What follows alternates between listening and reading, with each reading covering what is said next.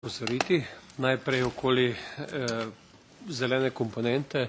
Deželi, kot je Slovenija, ki ima samo 880 kvadratnih metrov njivskih površin na prebivalca, zelo težko razumemo, da je potrebno puščati njivske površine neobdelane, na drugi strani pa bijemo bitko z samooskrbo na področju žit, prašičereje, zelenjadarstva, kjer so ravno njivske površine najbolj potrebne. Zato mislim, da bi tu moral biti za takšne države fleksibilni ukrep. Druga zadeva pa je okoli kmetijsko-okoljskih ukrepov.